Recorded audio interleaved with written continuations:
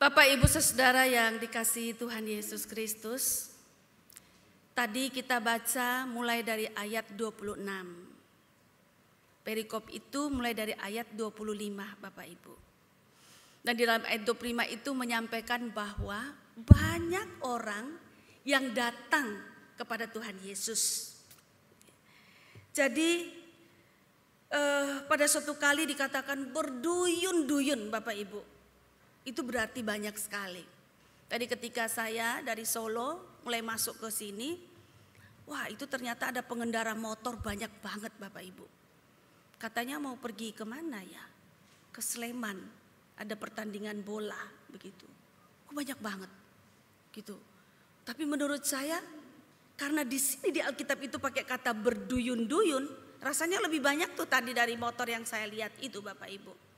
Mungkin lebih banyak juga dari kita yang datang pada sore hari ini Bapak Ibu.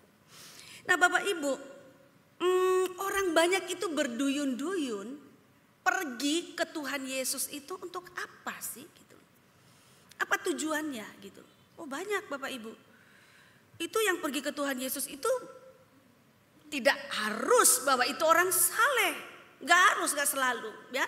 Dikumpulkan bahwa orang banyak itu yang pergi ke Tuhan Yesus itu setiap mereka mempunyai tujuannya masing-masing. Ada yang pergi karena memang mereka butuh pertolongan Tuhan. Butuh pertolongan secara fisik seperti ingin disembuhkan oleh Tuhan Yesus. Mengalami kuasa kesembuhan Tuhan. Ingin dipulihkan oleh Tuhan Yesus. Termasuk juga yang mungkin disabilitas Bapak Ibu. Ya seperti mereka yang disabilitas juga ada yang datang kan kepada Tuhan Yesus untuk minta Tuhan Yesus pulihkan. Nah di samping itu juga ada orang yang datang kepada Tuhan Yesus memang membutuhkan pertolongan Tuhan untuk masalah mental, sosial, spiritual. Mental, sosial, spiritual Bapak Ibu. Jadi hampir lengkap tuh yang mereka butuhkan. Seperti Sakeus Bapak Ibu, Sakeus kan juga waktu itu pernah gitu. Dia juga datang di antara begitu banyak orang. Sakeus gak miskin Bapak Ibu. Sakeus datang kepada Tuhan Yesus bukan untuk BU karena dia BU butuh uang, enggak. Tapi Sakeus ini juga bukan orang yang sakit secara fisik, enggak Bapak Ibu. Tapi dia datang kepada Tuhan Yesus karena yang dia butuhkan itu adalah masalah sosial. Sakeus tidak ada temannya. Tidak ada orang yang mau bergaul dengan Sakeus meskipun dia kaya raya Bapak Ibu. Datang kepada Tuhan Yesus ingin, dia juga punya tujuan sendiri. Orang Lewi. Orang Lewi sama dengan Sakeus pemungut cukai. Lalu kemudian perempuan berdosa. Datang kepada Tuhan Yesus untuk apa? Bukan karena ia sakit Bapak Ibu. Tapi dia sakit spiritualnya. Dia butuh diampuni oleh Tuhan. Jadi macam-macam Bapak Ibu, setiap orang yang datang kepada Tuhan Yesus itu memiliki tujuannya masing-masing. Punya kebutuhannya masing-masing. Tapi ada juga Bapak Ibu yang datang kepada ikut orang-orang yang berduyun-duyun datang kepada Tuhan Yesus itu karena ingin tahu saja Bapak Ibu. Siapa sih orang itu? Kok namanya besar sekali? Semua orang memperkatakannya. Jadi cuma sekedar ingin tahu Bapak Ibu. Dan juga bisa sekedar ingin nonton saja. Tidak punya niat serius. Seperti orang Indonesia. Di mana ada demo, di situ banyak penontonnya. Pada waktu demo Jumat 2029 sore itu makin malam makin banyak. Di GKI Sangkra itu ada rapat pleno Bapak Ibu. Kita baru jam 6 rapat plenonya kumpul doa pembuka. Lalu baru saja mau pas pada waktu itu ada pelawatan. Baru mau kepemimpinan ini diserahkan kepada pelawat. Salah satu penatua bilang, Bapak Ibu saya ini dulu interupsi, baru ada informasi dari depan dibawa bahwa di depan gereja kita sudah banyak orang. Sudah banyak orang Bapak Ibu, Jumat itu. Wah terus gimana nih? Kita berpikir apa kita batal saja pleno? Lah kalau batal pleno apa bisa pulang juga? Kan orang banyak gitu loh. Oh ya nggak bisa juga ya. Ya sudah kita lanjut saja plenonya. Harapannya makin malam makin sedikit. Tetapi ternyata makin malam makin banyak Bapak Ibu gitu. Lalu kemudian gilirannya kami tetap rapat dengan was-was sambil terus berdoa ya. Terus ada yang jaga satpam di bawah keamanan, selalu memberikan informasi lewat WA Bapak Ibu. Jam 10 malam kami selesai, lalu mulai pulang. Disangkain orang sedikit Bapak Ibu, ternyata tetap banyak dan mereka nonton. Ada yang demo di ujung sana, tapi banyak yang nonton. Saking banyaknya sampai ke tengah jalan. Sehingga mobil motor kami ini mesti permisi kepada mereka supaya mereka bisa minggir dan kita bisa jalan. Nah, yang datang kepada Tuhan Yesus itu juga Bapak Ibu banyak yang menonton. Hanya sekedar ingin tahu, tidak punya misi tujuan serius apa-apa. Banyak juga yang datang kepada Tuhan Yesus karena BU. Ya Bapak Ibu ya, kita sekarang sering datang kepada Tuhan Yesus. Kalau kita BU butuh uang, kita berdoa kan Bapak Ibu. Itu artinya kita datang kepada Tuhan Yesus. Lalu juga saat ini bukan orang itu zaman dulu sekarang juga kita datang kepada Tuhan itu untuk apa Bapak Ibu? Kalau zaman dulu terselip di sana adalah orang-orang yang datang kepada Tuhan Yesus karena mereka ingin mendapatkan argumen atau materi-materi untuk menjatuhkan Tuhan Yesus. Itu utusan-utusan orang Farisi, ahli Taurat dan seterusnya. Sengaja mereka ada di tengah-tengah kerumunan orang yang datang pada Tuhan Yesus. Tapi tujuan mereka untuk mendapatkan materi atau bahan untuk menghancurkan Tuhan Yesus, menjatuhkan. Kita sekarang Bapak Ibu, hari ini, di waktu lalu sampai hari ini, kita datang kepada Tuhan Yesus itu tujuannya untuk apa? Follower? Ikut-ikut saja? Gitu. Seperti para pendemo itu? Atau untuk apa Bapak Ibu kita datang kepada Tuhan Yesus ini Bapak Ibu? Ya saya kira banyak hampir sama juga ya Bapak Ibu, ketika kita sakit kita berdoa kan kita datang pada Tuhan Yesus. Kita ingin Tuhan Yesus sembuhkan. Boleh gitu. Kita butuh uang ya, kita butuh uang, kita berdoa kepada Tuhan Yesus. Boleh Bapak Ibu gitu. Lalu kemudian mungkin kita butuh pekerjaan. Kita yang sedang sekolah kita ingin lulus, atau anak kita yang sedang sekolah dan mengerjakan tugas akhir, kita ingin anak kita lulus, kita datang kepada Tuhan supaya kita minta pada Tuhan dan Tuhan berikan kelulusan pada anak kita. Boleh Bapak Ibu gitu. Lalu kemudian mungkin yang belum punya pasangan datang pada Tuhan untuk minta pasangan, yang Tuhan belum beri keturunan, boleh, itu semua boleh Bapak Ibu. Tetapi tidak boleh cukup hanya sampai di situ.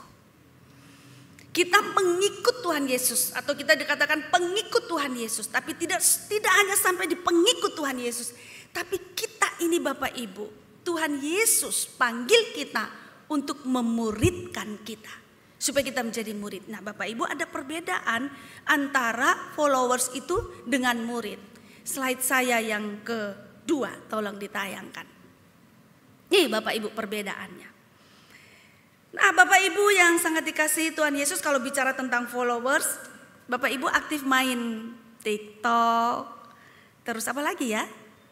Di YouTube. Nah di situ kan orang akan dilihat followersnya itu berapa. Semakin banyak followers, makin banyak yang mengikut dia, cek gitu, itu berarti orang ini makin terkenal. Nah tapi mari kita lihat perbedaan followers dengan murid ini. Yang pertama Bapak Ibu, followers itu mengikut di belakang sang guru. Jadi guru jalan di depan, followers ini jalan di belakangnya. Dia ikut. Ini sebetulnya baik juga Bapak Ibu. Tapi tidak cukup sampai di situ. Yang Tuhan Yesus inginkan itu menjadi murid. Metetes gitu loh. Apa menjadi murid? Menjadi murid itu artinya Bapak Ibu Saudara, menjadi bagian hidup dari sang guru. Menjadi bagian hidup dari sang guru. Jadi bukan hanya ikut dari belakang atau sekedar ketemu lalu hilang. Enggak. Tapi menjadi bagian dari sang guru. Karena itu metetes itu adalah orang yang belajar dengan cara tinggal bersama sang guru. Yang bahasa Jawanya adalah nyantri Bapak Ibu. Jadi murid-murid itu, Petrus dan kawan-kawan itu, mereka tinggal dengan Tuhan Yesus 24 jam. Sehingga ketika Tuhan Yesus pergi ke gunung, mereka ikut ke gunung. Ketika Tuhan Yesus pergi ke lembah, mereka ikut ke lembah. Ketika Tuhan Yesus menolong orang, mereka ada di situ. Ketika Tuhan Yesus memberikan pengajaran, mereka ada di situ. Jadi mereka memang tinggal dengan sang guru ini Bapak Ibu gitu. Mereka menimba pengajaran. Mereka menimba ilmu. Mencari tahu gaya hidup sang guru. Bapak Ibu kalau kita hanya bertemu sekali-sekali seperti Bapak Ibu ketemu saya, nanti saya pulang, besok pagi saya datang lagi, terus sore saya datang lagi. pasti tidak terlalu tahu banyak kan gaya hidupnya gimana. Ya paling hanya tahu bahwa saya ikat rambut begitu gitu. Tapi tidak, seorang murid itu dia akan pergi tinggal dengan gurunya, stay di situ, dan dia akan belajar ini guru itu gaya hidupnya seperti apa sih. Sehari-harinya itu dia lakukan apa sih. Pagi-pagi itu guru ngapain. Kalau guru bertemu dengan orang susah, guru akan ngapain. Kalau guru melihat orang berdosa, guru akan lakukan apa terhadap orang berdosa itu gitu. Jadi itu yang dilakukan oleh seorang murid gitu. Dia mencari tahu cara hidup sang guru, lalu kemudian dia menyesuaikan cara hidupnya dengan cara hidup sang guru. Oleh karena itu kalau followers itu hanya menjadi teman, kalau murid itu adalah mengimitasi sang guru. Apa itu mengimitasi? Meniru, tiru, imitasi Bapak Ibu. Imitatio Christo artinya mengikuti, meniru sang Kristus itu. Kristus itu hidupnya seperti apa, hari-harinya seperti apa, ya murid itu imitasi, mengikutinya. Tadi lagu kita itu ubah hatiku ya Bapak Ibu Saudara. Nah ini Bapak Ibu. Jadi kalau followers itu tidak terikat, murid itu mengikatkan diri kepada sang guru. Jadi betul-betul bikin komitmen. Followersnya cuma ikut Bapak Ibu. Ikut-ikutan saja. Kalau dia ada lagi yang lebih menarik, pindah dia mengikuti yang lain. Tapi kalau murid itu mengikatkan diri, itu berarti dia membuat komitmen dengan sang gurunya gitu. Lalu yang keempat, followers itu tergantung pada suasana hati, suasana dirinya. Nah, kalau suasana oke, dia ikut sang guru. Tapi kalau murid itu berkomitmen untuk mendisiplinkan diri dalam meneladani sang guru. Dia berkomitmen bahwa dia akan mengikuti apa yang gurunya lakukan dalam kehidupannya. Komitmen Bapak Ibu. Yang berikutnya, followers itu tidak memiliki komitmen, sedangkan murid itu berkomitmen kepada sang guru seumur hidup. Itu yang dikatakan bahwa ubah hatiku. Jadi si murid ini mencari tahu gaya gurunya, gaya hidup gurunya. Lalu ternyata kalau gaya hidup gurunya itu berbeda dengan gaya hidup dia akan mengubah gaya hidupnya untuk menyesuaikan dengan sang guru. Karena itu kalau ketika sang murid ini berhadapan dengan guru, lalu dia melihat hati gurunya ternyata berbeda dengan hatinya, maka murid ini akan mengubah hatinya supaya hatinya itu bisa sesuai dengan hati guru. Kalau hati guru itu tulus, murni, dan sebelumnya murid ini hatinya penuh dengan akar serabut, penuh dengan kebencian, penuh dengan kemunafikan, si murid ini akan mengubah hatinya itu supaya menjadi hati gurunya. Karena itu ada lagu, ubahlah hatiku Bapak Ibu. Supaya apa? Supaya hati Tuhan Yesus ada di dalam hati kita. Supaya apa yang dipikirkan oleh Tuhan Yesus ada dalam pikiran kita. Karena murid ini belajar dari Tuhan, belajar dari gurunya. Apa sih yang gurunya pikirkan? Oh, ternyata yang gurunya pikirkan itu berbeda dengan yang dia pikirkan. Dia ubah cara pikirnya ini dan dia mengadopsi, dia mengambil cara pikir gurunya. Itu Bapak Ibu Saudara, perbedaan antara followers dengan murid. Nah, pertanyaannya, lalu bagaimana murid itu sedetail-detailnya cara hidupnya? Bapak Ibu, konsentrasi saya pada Injil Lukas yang tadi kita baca. Saya menemukan Injil Lukas yang kita baca ini memberikan 3 penjelasan, 3 hal mengenai murid Tuhan Yesus Kristus. Kalau kita jadi murid Tuhan Yesus itu hidup seperti apa sih yang harus kita jalani? Maka tolong slide saya yang keempat. Ya. Nah ini Bapak Ibu ada 3 hal gitu ya, orientasi pada Kristus, memikul salib, dan juga berhitung Bapak Ibu. Berhitung saya buat di situnya. Nah slide yang berikutnya kita lihat poin yang pertama, orientasi pada Tuhan Yesus. Slide yang berikutnya Bapak Ibu Saudara. Tadi di dalam Injil Lukas kita baca Tuhan Yesus sendiri mengatakan, jikalau seseorang datang kepadaku dan ia tidak membenci ayahnya, ibunya, istrinya, anak-anaknya, saudara-saudaranya laki-laki atau perempuan, bahkan nyawa sendiri, ia tidak dapat menjadi muridku. Wow, gimana nih Bapak Ibu Saudara? Tuhan Yesus sendiri yang mengatakan. Bapak Ibu Saudara, bahkan dikatakan dalam ayat 33, demikian pula lah tiap-tiap orang di antara kamu yang tidak melepaskan dirinya dari segala miliknya tidak dapat menjadi muridku. Nah ini Bapak Ibu, menjadi murid Tuhan Yesus itu, bisa menjadi murid Tuhan Yesus itu, kalau itu kata Tuhan Yesus, dia membenci ayahnya, ibunya, istrinya, anak-anaknya, saudara-saudara laki-laki, saudara perempuan, bahkan nyawanya sendiri ia benci. Dan melepaskan apa yang menjadi miliknya. Apa bisa kita melakukan hal itu Bapak Ibu, supaya kita layak menjadi murid Tuhan Yesus? Bapak Ibu, maksudnya begini, itu kan begini, di dalam kehidupan kita ini yang paling kita sayangi, yang paling kita cintai, yang paling penting dalam kehidupan kita itu siapa? Ayah kita, ibu kita, istri kita, anak-anak kita, saudara laki kita, saudara perempuan, lalu juga nyawa kita. Itu kan sangat penting, sangat berharga dan kita cintai begitu. Nah, Bapak Ibu Saudara, Tuhan mengatakan bukan berarti kita membenci secara letterlek, tetapi di sini Tuhan Yesus mengatakan bahwa hal-hal yang sangat penting dan berarti dan yang kita cintai dalam kehidupan kita ini, ketika kita menjadi murid Tuhan Yesus, apakah kita siap meninggalkan itu semua? Maksudnya adalah Bapak Ibu Saudara, kita lebih berfokus kepada Tuhan Yesus. Artinya bahwa kita berorientasi pada Kristus. Kita sayang orang tua kita, keluarga kita, bahkan nyawa kita. Tetapi di dalam kita menjalani kehidupan sehari-hari ini yang perlu kita fokuskan, itu adalah misi Tuhan Yesus, itu adalah nilai-nilai hidup Tuhan Yesus. Nilai-nilai hidup Tuhan Yesus itu seperti apa Bapak Ibu? Kesederhanaan, rela menderita, rela memberikan diri bagi orang lain dan seterusnya Bapak Ibu. Kehidupan yang Tuhan Yesus, nilai-nilai yang Tuhan Yesus ingin orang Kristen, murid-muridnya lakukan itu adalah apa Bapak Ibu? Adalah yang bertentangan dengan dunia ini. Kalau dunia ini begitu gila dengan uang, murid-murid Tuhan Yesus jangan gila dengan uang. Kalau dunia ini saat ini begitu tergila-gila dengan harta dan jabatan, gila kedudukan, sampai menghalalkan segala cara, maka murid-murid Tuhan Yesus harus menampilkan nilai yang berbeda. Apakah harta, uang, jabatan, kedudukan itu jelek? Oh enggak Bapak Ibu, itu bagus. Itu baik. Tetapi ketika kita memperoleh itu dan ingin memperoleh hal itu semua harus dibawa nilai-nilai yang Tuhan Yesus ajarkan.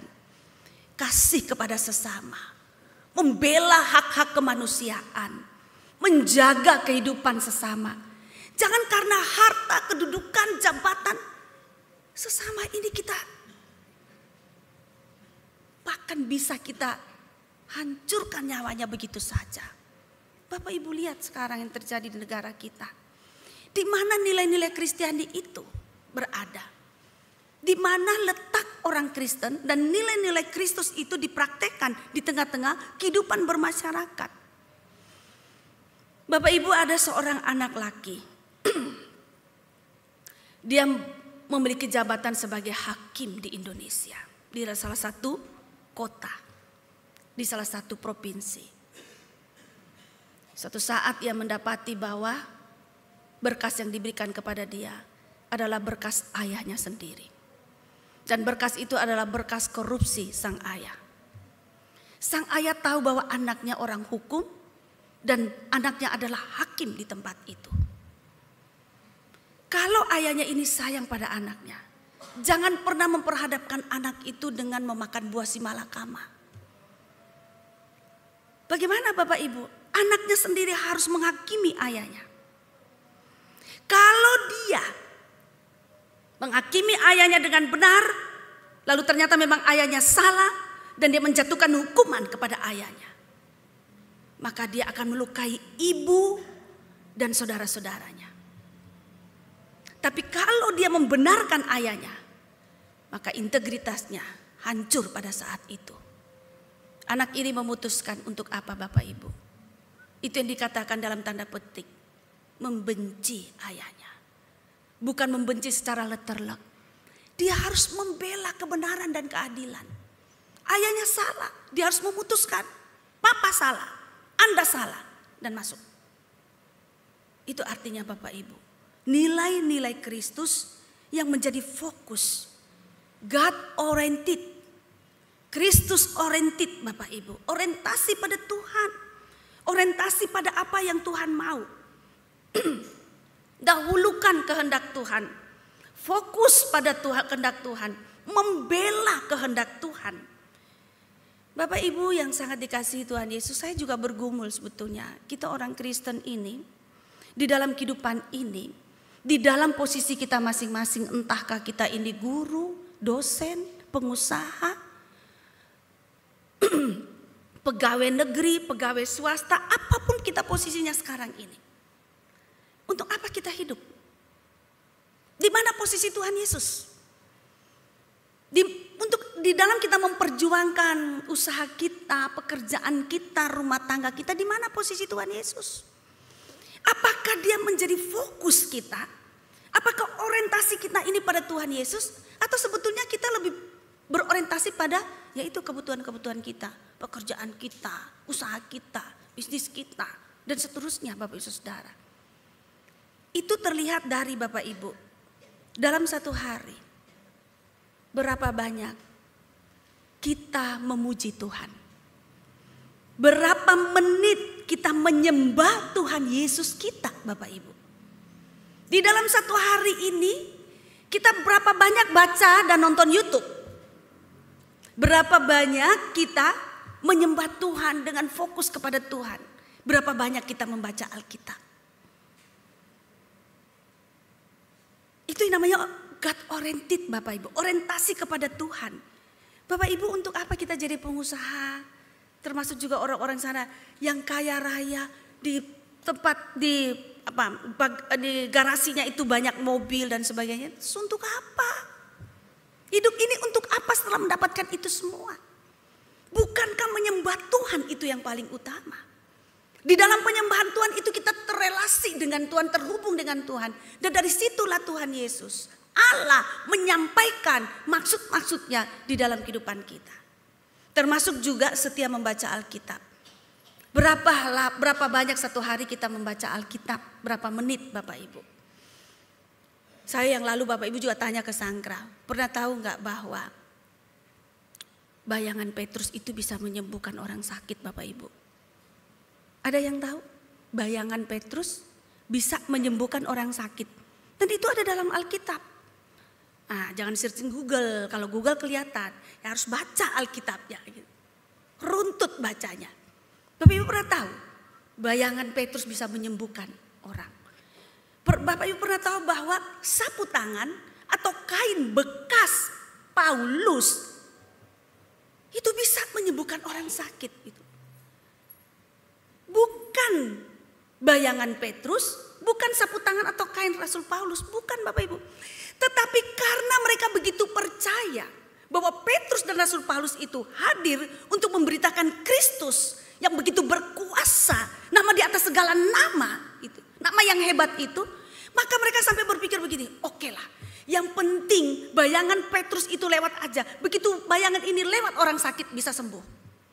Oke lah, karena Paulus itu membawa nama Kristus, Allah yang berkuasa, yang bangkit, yang mengalahkan maut. Maka sapu tangan, kain bekas itu, begitu kain ini diletakkan pada orang sakit, di situ kuasa Kristus bekerja. Sampai segitunya. Bapak Ibu, kenapa kita ketika ada masalah kita lemah? Karena kita jarang menyembah Tuhan. Karena kita tidak membaca firman dengan sungguh-sungguh. Karena kita tidak mendalami firman dengan sungguh-sungguh. Padahal untuk mengikut Tuhan Yesus kita harus Yesus oriented. Orientasi kepada Tuhan Yesus. Sehingga kita tidak gampang diombang-ambingkan. Mungkin saat kita sakit, belum sembuh-sembuh saja, kita baca kisah para rasul. Di situ menceritakan bahwa hanya bayangan Petrus itu. Begitu Petrus lewat, kalau dia lewat di situ ada orang sakit, bayangannya ini bisa membuat orang sakit itu. Kain bekas Paulus hanya ditaruhkan di atas, orang bisa sembuh. Itu mengatakan betapa dahsyatnya Tuhan Yesus itu. Apalagi persoalan-persoalan kita. Supaya kita tidak jalan salah. Supaya kita tidak putus asa. Kita tahu pasti siapa Yesus kita itu. Itu kalau kita menjadi murid Bapak Ibu. Yang kedua Bapak Ibu, dari bacaan kita ini mau mengatakan bahwa kalau kita menjadi murid, maka kita harus memikul salib. Tolong slide yang berikutnya. Dikatakan dalam firman tadi bahwa siapa saja yang tidak memikul salibnya dan mengikut aku, ia tidak dapat menjadi muridku. Memikul salib itu bicara tentang apa Bapak Ibu? Memikul salib itu bicara tentang kerelaan menderita. Kerelaan untuk susah. Kerelaan untuk sengsara. Kerelaan untuk berkorban demi orang lain. Kerelaan untuk menjadi korban Bapak Ibu. Yesus disalibkan itu kan menjadi korban. Jadi artinya apa? Artinya bahwa kalau kita ingin menjadi murid, dan sebetulnya Bapak Ibu, semua sepak terjang gereja itu dalam rangka memuridkan kita. Ibadah hari Minggu, ibadah hari Sabtu, ibadah tertentu, PA, persekutuan, katekesasi, bina pranika. Bapak Ibu, itu semua pergerakan untuk membuat kita ini menjadi murid Kristus. Memuridkan kita Bapak Ibu supaya kita menjadi murid Kristus. Dan menjadi murid Kristus itu ada senangnya, ada Bapak Ibu, karena itu kita senang ya. Ya, seperti melayani, menjadi worship leader, menjadi PNJ, pemain musik. Ketika orang lain tidur, maka kita harus latihan, gitu kan? Menjadi penatua ketika orang lain bisa pergi dengan keluarga ke mall, jalan-jalan, kita harus rapat. Ya Bapak Ibu. Dan besok itu akan ada peneguhan penatua. Menjadi penatua itu juga ngeri-ngeri sedap. Ya. Senang-senang, tidak senang. Tidak senang, senang-senang juga Bapak Ibu. Kerja benar pun, kerja rajin pun belum tentu dipandang. Tetapi kita rela melakukannya. Rela menderita. Dan kita juga rela untuk menjadi korban. Oke lah, saya yang jadi korban kan. Yang penting ini menjadi selamat gitu Bapak Ibu. Itu kan nilai Tuhan Yesus. Tuhan Yesus tidak pernah mengorbankan manusia untuk keselamatan Tuhan Yesus. Jadi Bapak Ibu, kita murid-murid Kristus dimanapun posisi kita berada, jangan pernah kita mengorbankan orang lain untuk menyelamatkan diri kita sendiri. Itu poin yang kedua. Poin yang ketiga adalah saya beri situ Bapak Ibu, berhitung. Nah Bapak Ibu, di dalam bacaan kita mengatakan begini. Menjadi murid Tuhan Yesus itu kita harus betul-betul berhitung Bapak Ibu. Seperti seorang yang akan mendirikan menara. Dia akan membuat anggaran. Anggaran yang dia miliki ini cukup enggak? Dari dia bangun fondasinya sampai tuntas. Atau tidak? Kalau anggaran tidak cukup, jangan bangun. Kumpulkan dulu. Juga lalu kemudian Tuhan Yesus mengatakan dengan ada seorang raja. Ketika dia akan berangkat perang, dia hitung dulu pasukannya. Pasukannya berapa, kekuatan pasukannya bagaimana, lalu kekuatan lawan itu bagaimana. Kalau ternyata kekuatan lawan lebih besar darinya, maka ia akan mengubah strategi. Ini artinya apa? Artinya menjadi murid Tuhan Yesus kita itu berhitung. Artinya menghitung-hitung itu kita perlu Bapak Ibu betul-betul mempertimbangkan. Tuhan Yesus itu tidak ingin kita ini asal saja menjadi pengikutnya. Enggak. Tuhan Yesus ingin kita betul-betul sebagai murid itu betul-betul mempertimbangkan. Kita berhitung benar konsekuensinya menjadi murid Tuhan Yesus. Konsekuensinya menjadi aktivis. Dan Tuhan Yesus ingin supaya kita itu tegas. Jangan mencela-mencela. Jadi murid Tuhan Yesus itu ada segala risikonya. Tetapi Tuhan ingin kita memutuskan dengan tegas untuk menjadi murid Tuhan Yesus. Apapun risikonya. Nah itu Bapak Ibu beda dengan followers. Followers di YouTube, TikTok, dan medsos yang lain. Kita bisa pergi aja udah kalau nggak senang. Pergi aja kalau tidak cocok. Kalau Tuhan Yesus enggak. Menjadi murid Tuhan Yesus enggak. Sekalipun harus menderita. Sekalipun harus susah. Kita siap untuk melakukannya. Untuk melaksanakannya. Maka tantangan kita orang Kristen sekarang adalah Bapak Ibu. Jangan menjadi sama dengan dunia ini. Nilai-nilai Kristus. Nilai-nilai Kristiani. Yang Tuhan Yesus selalu kumandangkan. Melalui khotbah-khotbah minggu. Melalui renungan-renungan harian. Melalui pendalaman-pendalaman Alkitab. Mari kita praktekkan. Kita ajarkan kepada anak-anak kita untuk setia kepada Tuhan Yesus, berorientasi kepada Kristus, siap memikul salib dan tegas untuk menjadi murid Tuhan Yesus. Kalau belum dapat jodoh, jangan cepat-cepat pindah. Ya, kalau belum dapat jodoh yang seagama, yang percaya pada Tuhan Yesus, jangan cepat putus asa. Udahlah itu, apalagi kaya, apalagi ganteng, apalagi cantik. Jangan Bapak Ibu. Tetap setia pada Tuhan Yesus, berorientasi. Bapak Ibu bisa lihat kan, bayangan Petrus saja bisa menyembuhkan kok. Itu kan berarti mau mengatakan betapa besarnya kuasa Kristus itu gitu loh. Apalagi persoalan-persoalan kita. Kalau belum punya keturunan, Tuhan belum kasih keturunan, sabar. Sabar menanti ya. Ada rumah makan sabar menanti di Solo Bapak Ibu. Terus bertekun dan berdoa. Sampai Tuhan memberikan sesuai dengan rancangan Tuhan. Jangan pernah tinggalkan Tuhan Yesus. Tetap menjadi muridnya yang setia. Tuhan nolong kita semua. Amin. Saat teduh bagi kita Bapak Ibu.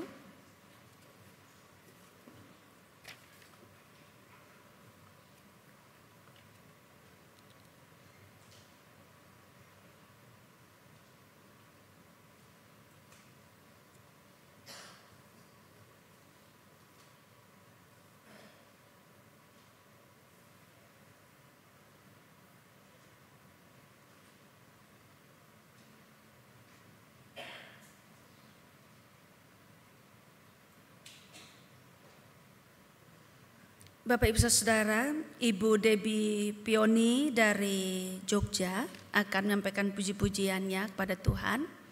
Dan lagu yang akan dinyanyikan oleh Ibu Debbie Pioni ini, syair-syairnya itu ditulis oleh saya pada bulan September tanggal 20 tahun 2020. Jadi tanggal 20 September 2020 saya tuliskan syair ini karena pada waktu itu saya bertepatan ulang tahun 50 Bapak Ibu dan sedang masa Covid, tidak bisa kemana-mana.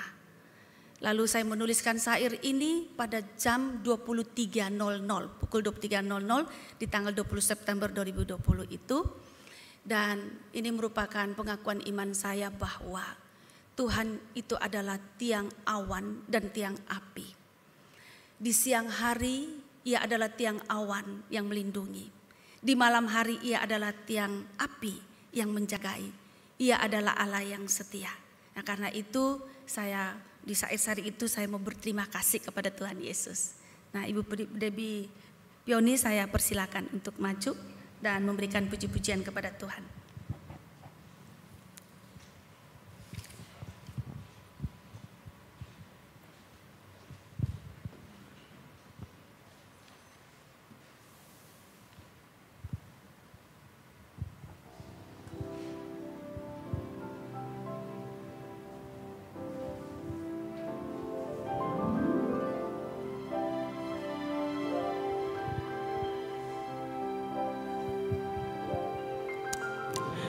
Selalu dengar doaku, Kau selalu jawab doaku, tak pernah sekalipun Kau kecewakanku, tak terhitung berkat-berkat-Mu. Engkau terasa begitu dekat. Betapa aku bersyukur. Terima kasih Yesus Tuhanku, Engkau hadir dalam hidupku. Kemanapun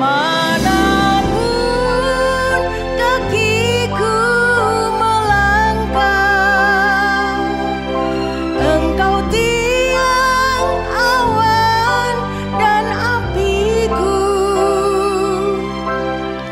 Tak pernah sedetik aku bimbang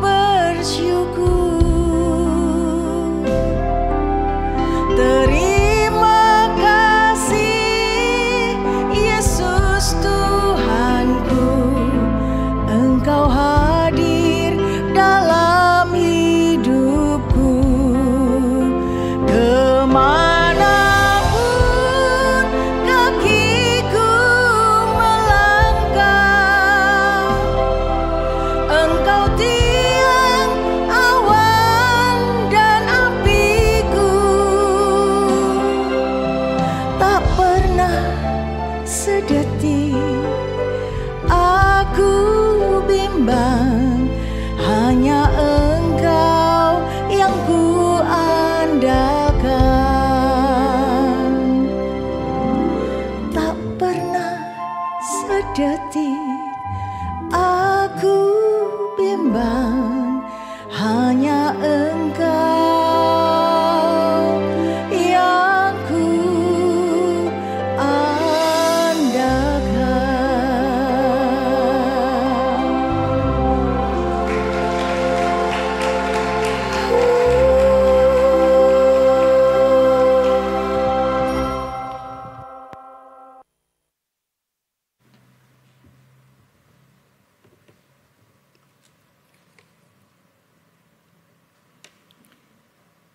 Mari kita naikkan syafaat kita.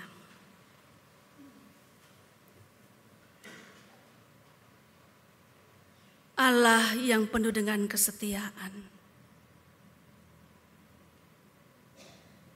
tidak pernah Engkau mengkhianati kami ketika kami mengikut Engkau menjadi murid-Mu.